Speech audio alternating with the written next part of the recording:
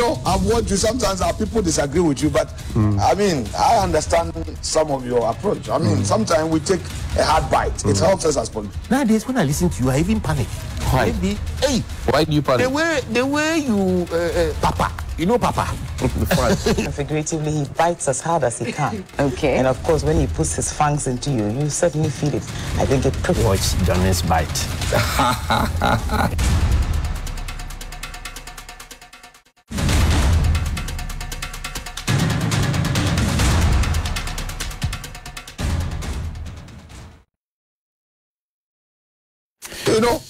Bismillahir Rahmanir Rahim. Alhamdulillah Rabbil Alameen. Hasbunallah wa ni'mal wakil. The Lord is my light and my salvation. Whom shall I fear? And yea, though I walk through the valley of the shadow of death, I will fear no evil, for you art with me. Thy rod and thy staff, they comfort me. Thou preparest a table before me in the presence of my enemies. You anoint my head with oil. My cup runneth over, and surely goodness and mercy shall follow me all the days of my life. And I will dwell in the house of the Lord forever and ever. Amen. Assalamu alaikum. It's Wednesday. Welcome to Johnny's Bite. Today is the 5th of October. So October is also moving steadily. And the economic situation in the country, as has now been admitted by both sides, is something to think about and reflect upon. But it goes beyond saying or just saying it. Something that must be done about it. And it takes leadership to do something about it. It goes beyond just admitting that we are not in a good place. There's something that must be done about it. And what exactly is being done about it? So, for example, if the people are in difficulty and we admit that as a government, as a people, as a nation, we are in difficulty, and we continue to overtax the people, it becomes a problem. Somebody said that if you go on Twitter now and you type Dr. Bawumia's name and then you add taxes, you will not be able to retrieve the tweets that he made in the past regarding excessive taxes, etc. Because he has deleted those tweets. Is it true? I don't know. Have you checked? Try and check and see. And then let's have a conversation. But why will the vice president delete his tweets on the economy or his tweets on taxes? Is it because he can no longer stand by what he said in the past? Or he has now seen the light that and therefore, so he has made a U-turn? And those were some of the indications that the people at the Occupy Bank of Ghana demonstration yesterday, they gave to our men on the ground. And I want to take this opportunity to salute our two gentlemen on the ground, Ishmael Amachi Mensah and Eric Mawena Egbeta. Put that pictures up for me. Ishmael Amachi Mensah, a cameraman, and Eric Mawena Egbeta. Mawena is fast becoming the synonymous voice to demonstrations in this country, the voice and face of demonstration reporting in this country. Of course, every journalist should be able to do it, but he does it with some kind of finesse. And if you partner him with either Ishmael or any of our cameramen here, you are in good company. And usually, everybody will talk about the reporter, but I always like to talk about my back end stuff, because without the soundmen, without the lightmen, without the cameramen, without the producers, the work cannot be done. It's teamwork. So yesterday, if you watched TV3, listened to 3FM, Akuma FM, Connect FM, Unia FM, if you watched, you listened, you watched on Facebook at TV3 Ghana or 3FM 927, you were on Twitter. These were the duo who were firing on the front line. But on the back end as well, you had a powerful news team led by Michael Oteje, right behind them, Ali Napo and Matilda Baba Haynes and everybody else. So kudos to the young men. William Mesiedu as well was also there. So kudos to the entire team, but particularly these two. Now, yesterday, I want to also commend the organizers of the demonstration. their resilience and their forward-looking attitude and their determination not to have their intended plan derailed must be saluted and commended. Because you remember that when they indicated that they want to embark on this demonstration, the police service took a back and forth, even at some point went to court. A back and forth, you can't do it, you will do it, you can't do it. And it looks like for a long time that has been the posture of the police. So Siraj Boss has said that sometimes the police's interpretation of the Public Order Act goes beyond what is within the rights of the police so to enforce. So congratulations to the demonstrators and the organizers of the demonstration, the leadership of the minority in Parliament, Kisel Atuforsen and the rest, and they spoke right how they had to speak.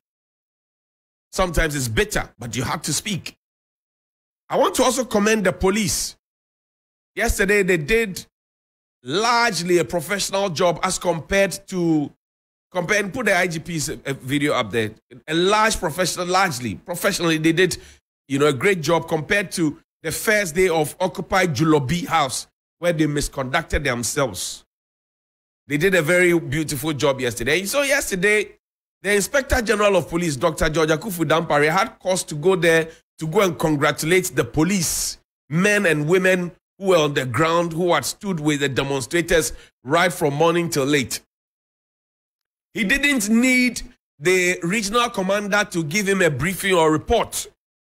You remember that when we spoke about the Occupy Julobi House, IGP Dampare and the leadership of the police said they were waiting for a report from the regional director so that we can see the way forward.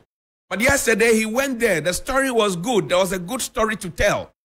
So PR IGP Dampare stepped out there to go and collect his slice of the funds. Yes. Occupy Julobi, the first day, was a bad story. In fact, the way the police conducted themselves in the Occupy Julobi House demonstration and the way the government itself conducted itself, there was no good story to tell. So IGP Dampare won't go there to show his face. He's behaving like the minister who has been given to us to speak for government. When the story is bad, you will find him. When the story is good to tell, you will find him out there talking. Yes. So the police did well, but Mr. IGP, we are watching you. Yes, you said we should work with you. We'll work with you. Another observation I made from yesterday was that the MP for Medina, lawyer Xavier Sosu, misconducted himself with those vulgar words he spoke at the demonstration. Too bad for a member of parliament. The title on you is honorable. Manche, it is honorable. So for you to have spoken such vulgar words out there yesterday, the children are watching. They are learning from you. You are a lawyer. Children aspire to be lawyers as well. You're a member of parliament. They aspire to be members of parliament. And if by chance your government is able to win the next election, you could possibly have an appointment. So if those tapes are played to you about the things that you said, the vulgar words that you spoke in the language, would you be happy about it? It was way below you, Francis Xavier Sosu. You are my friend. But I'll tell you that maybe you were carried away, but you obviously didn't conduct yourself well with those, those things that you said. Now, I am very disappointed, as the minority were, that the Bank of Ghana sent the head of security. And, within the structure of the military, a wing commander is not a small boy. So a wing commander who is also a lawyer, who has retired, who has joined the Bank of Ghana as the head of security, and the Bank of Ghana says they have transformed, he has since transformed the security, outlook of the Bank of Ghana. He was the one who was sent out there. If I were him, I wouldn't have come. That the Bank of Ghana, show their pictures, the governor and the two deputies. None of them could come. That the Bank of Ghana governor is not well. That the Bank of Ghana governor, is meeting IMF. Different stories. And that's what happens. When you create a space, a lacuna, that's what happens. People will fill it for you. It was so disrespectful. And that has been the approach. Show their pictures, please. The governor of the Bank of Ghana, Dr. Ernest Addison, Dr. Maxwell Opoku-Afari, the first deputy governor, and Mrs. Elsie Ado-Awaji, second deputy governor. The Bank of Ghana wants us to believe that yesterday, all these three people were so busy that none of them could come out. They had to take the head of security to come out, to come and receive a petition. I've told you that people earn over 200,000 at the Bank of Ghana every month. Oh, they take over 200,000 cedis every month. They take it home. Tutushka 2 million. It wasn't not the MPP government that introduced into our politics. You remember that? 200,000 and over. So put your picture up, please. We are suggesting that the three people, none of the three, the governor, the first deputy, the second deputy, could come out to receive the petition from the minority in parliament. That's the suggestion we are making, that all these three people were unavailable to receive the petition on behalf. I mean, can you imagine if Mrs. Elsie Ado-Awaji had come out with a bright smile and you know, added some bit of warmth to it and had come to just pick the petition? It would have even calmed tempers. Dr. Maxwell Opoku-Afari, if he comes out, because he's often not in the public domain, but for example, if he comes out to pick the petition, can you imagine? Well, the minority want them to go. They want them to be sacked.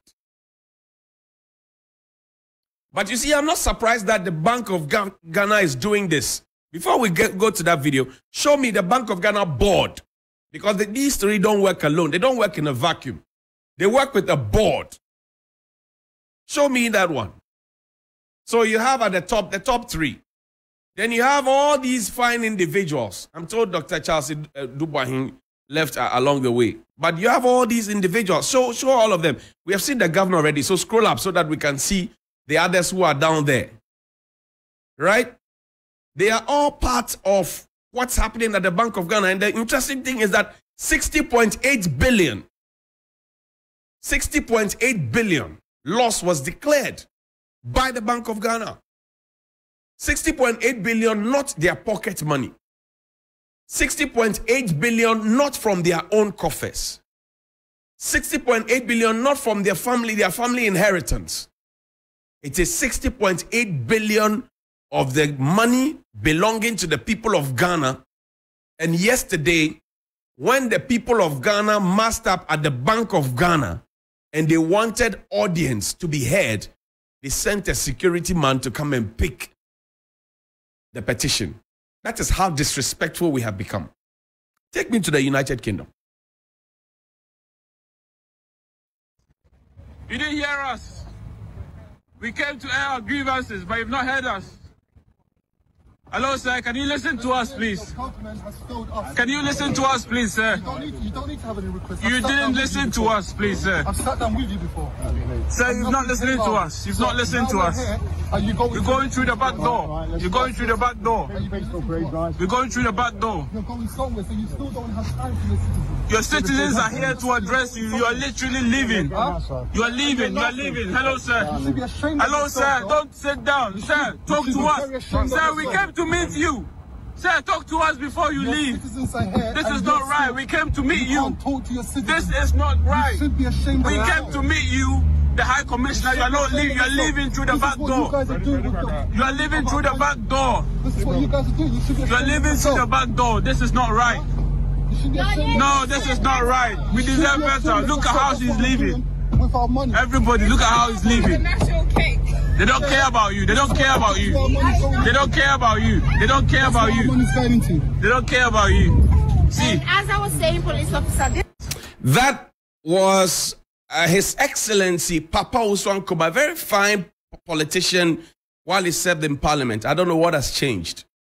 But yesterday I played for you a video of him in 2018 assuring people who lived in the UK, Ghanaians who lived in the UK, how the government was going to fulfill its promise of one constituency, one ambulance, one constituency, 1 million, one district, one fact. He was telling it because the goodwill was still there and the story was good.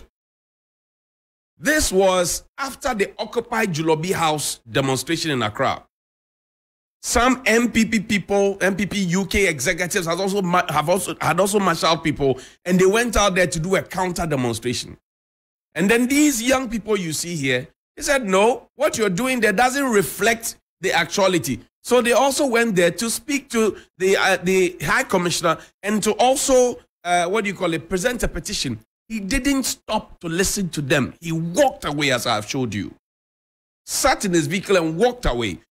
The people who pay their taxes, the people who remit to this country for monies to be made available for him to feed, for him to be clothed, for his fuel to be bought, for his vehicle to be given to him, for his security to be intact, for his travel allowances per diem, etc.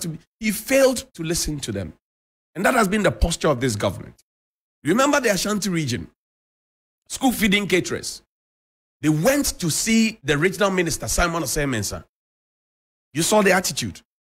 Do you remember Brian Echampon in Accra, buffer stock? You remember that? Now, Occupy Jullobi House, even the president refused to listen to them, and they sent a deputy minister. And the deputy minister says the demonstrators are stuck with him. So the people were restricted at the 37 military hospital area, and then he said he was standing at the Jubilee House traffic light. And I was wondering, if the police are preventing the people from moving away, how were they supposed to come and present a petition to you at the traffic light when you had curtailed them at the 37 military hospital? And that's consistently, I've showed you about 4 or 5 examples, consistent the posture of the government. But interestingly, the president of the republic, who appointed all these people who are showing the people pepper, is busy and happy enough to go to the United Nations to go and call for reforms at the UN level. Locally, people are calling for a reform in his government. He is not listening to them. Locally, we are asking him to cut down the size of his government so that the cost that we incur as a people will be reduced so that the hardship could be mitigated. He has refused to listen to it. But he will go to the UN and speak fine English. Very fine English. And speak as if everything is okay in his backyard and ask for reforms there.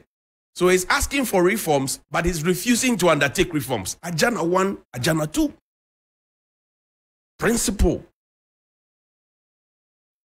The president has 3 months, 1 year, 15 months. Mr. President, do something before you go. Leave a legacy. Good morning. They don't care about you.